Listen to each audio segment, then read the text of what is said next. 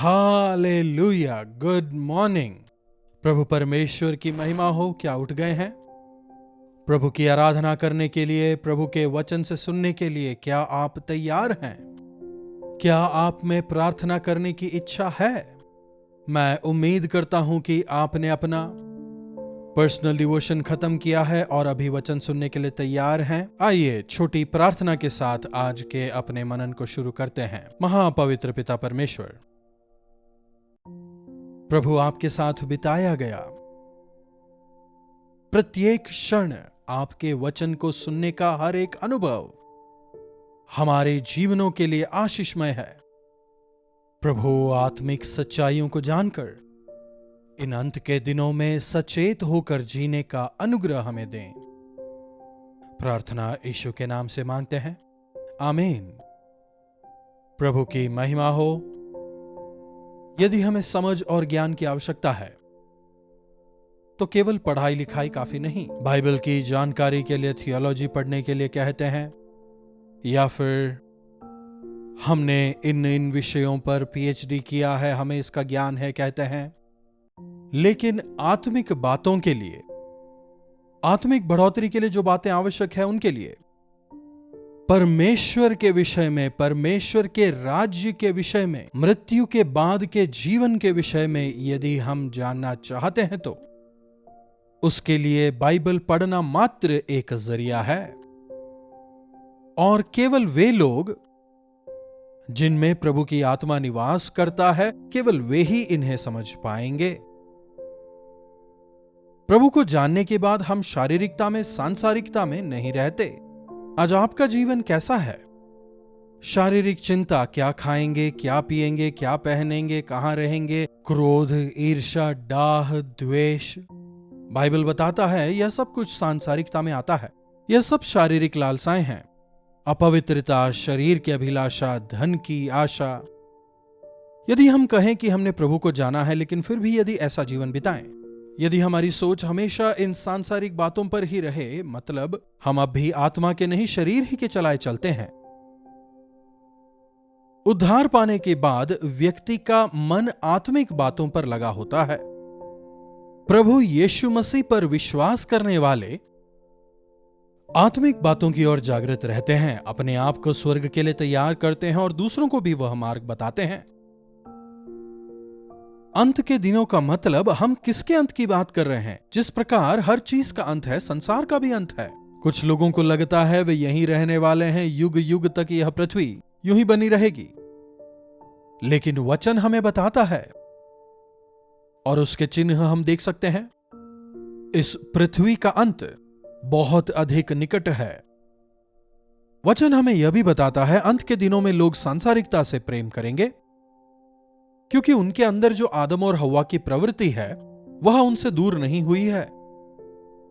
या यूं कहें, शैतान शारीरिक बातों के लिए उन्हें प्रेरित करता ही रहता है।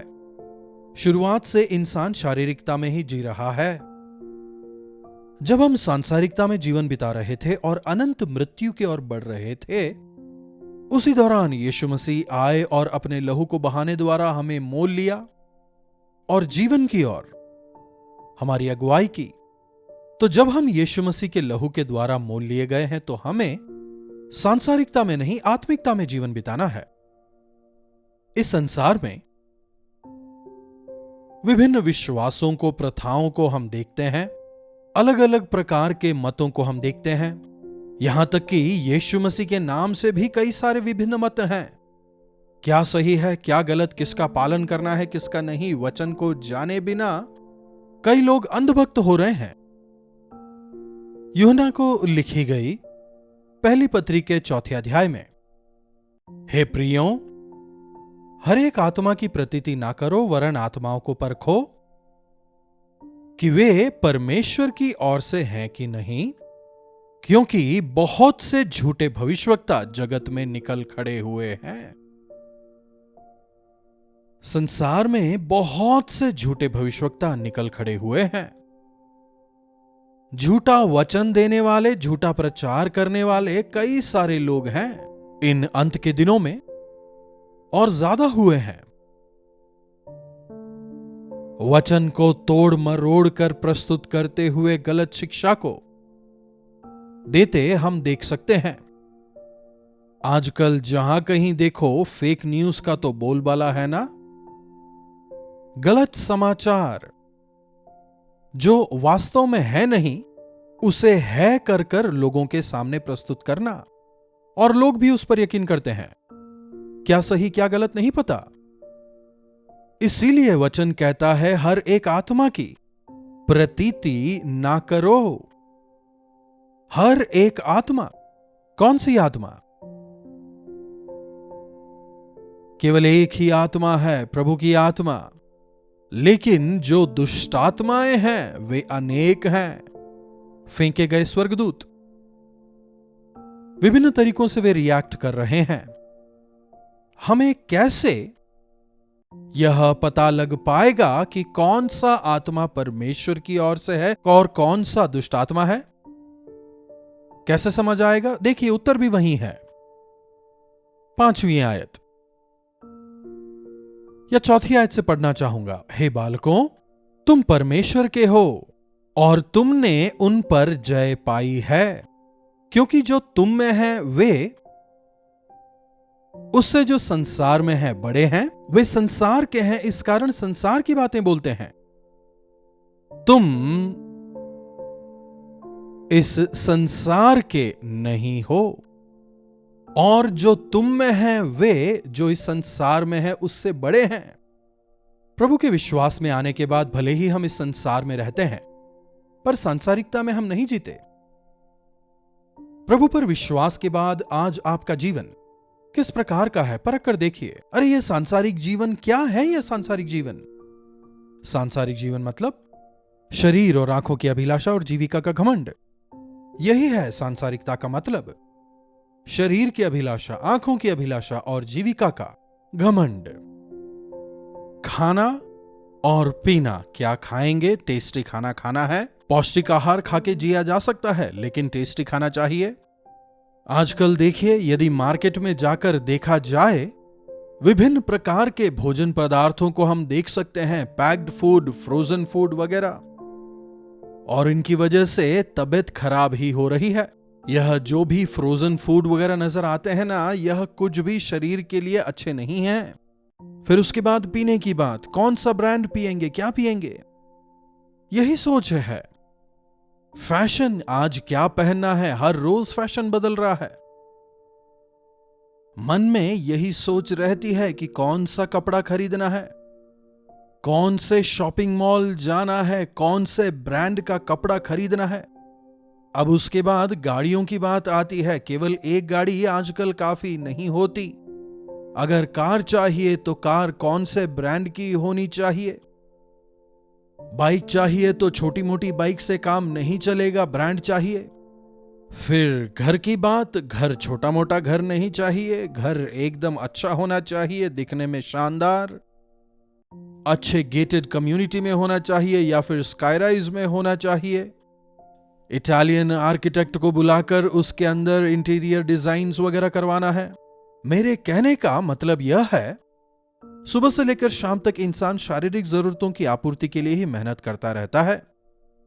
जिनके पास पैसे नहीं हैं उनके लिए छोटा मोटा ही चल जाएगा, लेकिन जिन लोगों के पास पैसा आ जाता है वे लोग कहां पैसा लगाना है, शेयर मार्केट में लगाना है, कहां इन्वेस्ट करना है, कहां घर खरीदना है और ज्यादा इसे कैसे करना है, उनका पूरा ध्यान जो है वो उसी पर लगा रहता है। सांसारिकता के पीछे भागने वाले शैतान का पीछा करते हैं। वे संसार के हैं, इसीलिए सांसारिक बातें बोलते हैं। हां, वे लोग जो हैं वे संसार के हैं। हां, संसार में उनका अच्छा नाम है, संसार में लोग उन्हें सम्मान देते हैं, खूब पैसा उनके पास है। हम परमेश्वर के हैं, जो परमेश्वर को जानते हैं वे हमारी सुनते हैं। परमेश्वर और उनके सेवकों की बातें प्रभु को जानने वाले ही सुनते हैं। देखिए, मैं यहां सोशल मीडिया पर आकर प्रभु का वचन सुनाता हूं। इस दौरान कई ऐसे हैं जो यह बताते हैं कि क्या खाना चाहिए, कोई फैशन की बातें करते हैं, कौन सा नया फैशन ट्रेंड है। कोई पैसों की बातें करते हैं, मनी मैनेजमेंट, कहां इन्वेस्ट करना चाहिए, कहां नहीं करना चाहिए। ऐसे कई सारे विभिन्न चैनल्स आप देख पाएंगे। और यदि उसके सब्सक्राइबर्स और व्यूज को आप देखें, वो भी काफी ज्यादा होंगे। लोग चाहते हैं उन्हें सुनना, देखना, लेकिन मृत्यु के बाद का जीवन क्या होगा? एक दिन सृष्टिकर्ता परमेश्वर के सामने जाना होगा। हमारे पास केवल शरीर नहीं, आत्मा भी है। शरीर मिट्टी है, मृत्यु के बाद शरीर मिट्टी में ही जाएगा, लेकिन आत्मा जिन्होंने उसे दिया है उनके पास जाएगी। इस विषय में आजकल लोग ज्यादा नहीं सोचते हैं। यदि कोई व्यक्ति आत्मिक बातें करता है, मतलब वो आत्मा के चलाए चलता है। संसार में दो ही श्रेणी है, विश्वासी, अविश्वासी। परमेश्वर के जन, शैतान के जन, प्रकाश के लोग, अंधकार के लोग। हमने अपने आप को जाति, धर्म, देश वगैरह में बांट लिया है, लेकिन प्रभु एक ही चीज देखते हैं। क्या आपने प्रभु यीशु को स्वीकारा है कि नहीं? क्या आपने वचन माना कि नहीं? पाप धुले हुए पापी, पाप ना धुले हुए पापी। पापी तो सब हैं, कई लोग नहीं मानते। पाप धुले हुए पापी पवित्रता में जीते हैं। जिनके पाप नहीं धुले वे पाप में ही जीवन बिताते हैं। जब हम वचन को सुनते हैं या पढ़ते हैं, उसके प्रति हमारा रिस्पॉन्स कैसा रहता है, इस आधार पर हम हमारी अवस्था को समझ सकते हैं। मान लीजिए आप किसी से मिलने गए हैं और आप उनसे बात कर रहे हैं और वो बस खाली घर, पैसा, गाड़ी, इन्वेस्टमेंट्स, जेवरात, कपड़े, इन्हीं के बारे में बात कर रहे हैं, तो समझ लीजिए वे सांसारिक हैं। पर दूसरी ओर एक इंसान प्रभु की बातें करता है, किस प्रकार से आत्मिक जीवन में हम आगे बढ़ सकते हैं उसके विषय बताता है। परमेश्वर के राज्य के विषय वो बात करता है। उसका प्रयास हमेशा आत्माओं को जीतने में लगा रहता है। प्रभु का गवाह होकर जीने की इच्छा रखता है। आप आसानी से अंदाजा लगा सकते हैं यह एक आत्मिक व्यक्ति है। आज कई सारे मसीही यीशु मसीह का नाम जरूर लेते हैं, लेकिन सांसारिकता की बातें करते हैं और उसी के पीछे वे भागते हैं। ऐसों के साथ सावधान रहना है। हर एक व्यक्ति पर विश्वास ना करें, ना ही हर प्रचारकों पर विश्वास करें। जो शिक्षा वे देते हैं, जो प्रचार वे करते हैं, क्या वो वचन के अनुसार है? उसे आप परखें। कैसे? यदि आप प्रभु की बात करते हैं और यदि वो व्यक्ति उसका विरोध करता है। हां, जब आप कुछ बात करते हैं तो कुछ लोग आपसे सहमत होंगे, कुछ लोग नहीं होंगे। ऑफ कोर्स, हमारे जो अभिप्राय हैं, सबों के जो मत हैं, सोच विचार हैं, वो अलग अलग होते हैं। कुछ मतभेद होंगे, मैं उनकी बात नहीं कर रहा। आपको शायद कुछ खास ड्रेस पसंद होगा, दूसरों को दूसरा ड्रेस पसंद होगा, इसकी बात नहीं कर रहा। लेकिन कोई व्यक्ति प्रभु का नाम कहते ही मुझसे मत कहो, तुम्हें उद्धार पाना है, हां मुझे पता है, विश्वासी कहते हो, धोखाधड़ी करते हो। यदि उनके पापों को उजागर करने पर यदि वो हमारा विरोध करते हैं तो हम आसानी से समझ सकते हैं उनकी आत्मिक परिस्थिति क्या है। आत्मिक लोग आत्मा की बातें करते हैं, शारीरिक लोग शारीरिक बातों में मन लगाते हैं। शारीरिक लोग संसार की बातें सुनते हैं, प्रभु के लोग प्रभु की बातें सुनते हैं। क्या आप प्रभु की बातों को सुनने से आनंदित होते हैं या फिर सांसारिक बातों से आप तृप्त होते हैं? आपके जो अगुए हैं, आपके जो शिक्षक हैं, आपके जो विभिन्न मित्रगण हैं, क्या वे आपकी अगुवाई आत्मिक बातों में करते हैं या फिर उनकी बातों में सांसारिक बातों की झलक नजर आती है? इसी आधार पर कौन परमेश्वर का है, कौन शैतान का, कौन परमेश्वर की ओर से आया है, कौन शैतान की ओर से, हम समझ सकते हैं। अविश्वासियों के साथ जुए में ना जुटें, प्रभु से प्रेम करें, हर एक की बात पर विश्वास ना करें। यीशु मसीह के वचन जीवन की रोटी है। वचन को पढ़ें, उसकी गहराई को आप समझें। प्रभु परमेश्वर के राज्य की बातों पर अपने मन को लगाएं। शरीर अनुसार जीने वाले ना होकर आत्मा के अनुसार जीने वाले बने। एक बार मैं 6वीं आयत को पढ़ना चाहूंगा। हम परमेश्वर के हैं। जो परमेश्वर को जानते हैं वे हमारी सुनते हैं, जो परमेश्वर को नहीं जानते वे हमारी नहीं सुनेंगे। इसी प्रकार हम सत्य की आत्मा को और भ्रम की आत्मा को पहचान लेते हैं। सत्य का आत्मा कौन सा है? भ्रमित करने वाला आत्मा कौन सा है? भ्रम का मतलब मिथ्या, जो सत्य नहीं है। सत्य मतलब वो है। परमेश्वर के वचन सत्य हैं। परमेश्वर ने हमारी रचना की है, यह एक सत्य है। हमारे लिए उन्होंने अपनी जान दी, यह सत्य है। हमारे लिए वो स्थान तैयार करने गए हैं, यह भी सत्य है। क्या आप इस सत्य पर यकीन करते हैं? या फिर अरे मृत्यु के बाद की जिंदगी को किसने देखा है, क्या पता क्या होगा। आज जो है हमारे सामने जो है उसे हम जीते हैं, खाते हैं, पीते हैं, आनंद मनाते हैं, अपनी जिंदगी को पूरी इच्छा के अनुसार हम जीते हैं, ऐसा सोचते हैं। इस संसार में रहते हुए हम अपने आप को विश्वास में दृढ़ होकर लगातार प्रार्थना करते हुए परमेश्वर के राज्य के लिए तैयार करें। प्रार्थना। महापवित्र पिता परमेश्वर, प्रभु आपका वचन हमें बताता है यह संसार और इसकी बातें एक दिन टल जाएंगी। हमारी मदद करें कि सांसारिक लोगों की तरह क्या खाएंगे, क्या पिएंगे, इस बात की चिंता किए बिना अपने आप को आपके लिए, आपके दोबारा आगमन के लिए तैयार करने वाले हम हो जाएं। प्रभु हमारी मदद करें कि हम दिन प्रतिदिन आपके विश्वास में बढ़ते चले जाएं।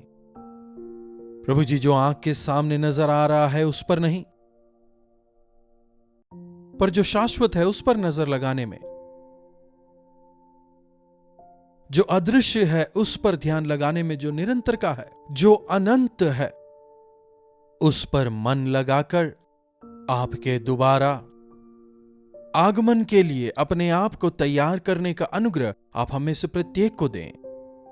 प्रार्थना यीशु के नाम से मांगते हैं, आमीन।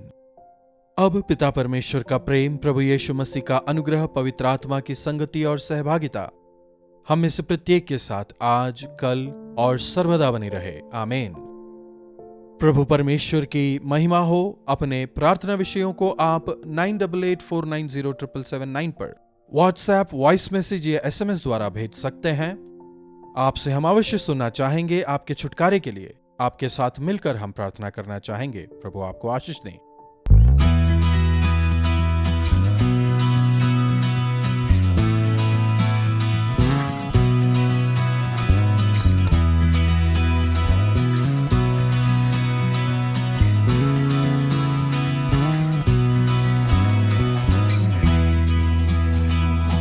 मुंबई और उसके आसपास रहने वालों के लिए खुशखबरी।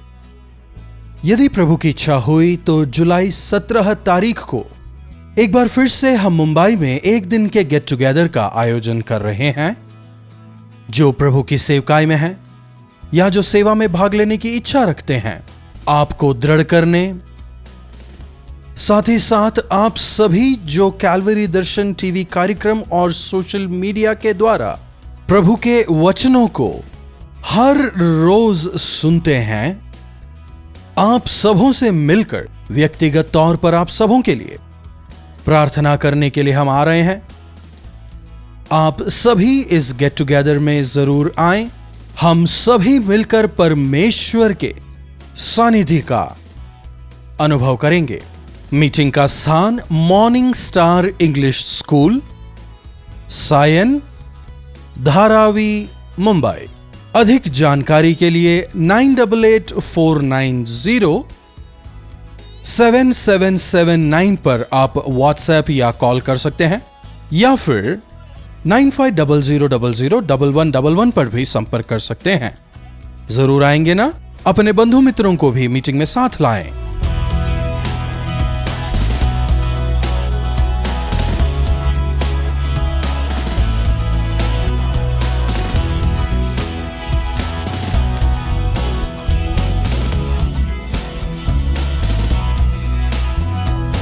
कल्वरी दर्शन। दर्शन, ये है प्रेम के दर्शन, यीशु प्रेम के दर्शन।